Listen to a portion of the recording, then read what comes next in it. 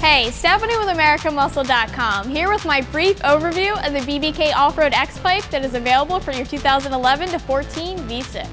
So this is an X-Pipe, which means that it's going to create a flow pattern for the exhaust gases that will force them to cross and therefore even out.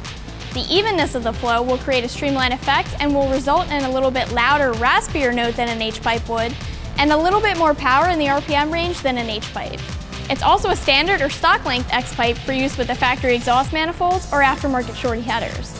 The guys with long tubes, or you guys out there that are planning on running long tubes, you'll need the short X-Pipe, of course, which American Muscle does offer. Just as a side note, the BBK Shorty Off-Road X-Pipe will need to be paired with BBK's long tube headers. So let's take a closer look at this thing. You will notice that this X-Pipe has 2.5-inch mandrel bent aluminized steel tubing that maintains a consistent diameter throughout the pipe, even at the bends. The Shorty Off-Road X-Pipe has a little bit of a bigger diameter though, with 2 3/4 inches. The evenness of the diameter is once again important for that flow that we were talking about earlier, which will have an impact on the torque and horsepower gains that you'll see with this upgrade. The Off-Road X-Pipe in both cases here is technically designed for just that, off-road use only, as in racetrack use only.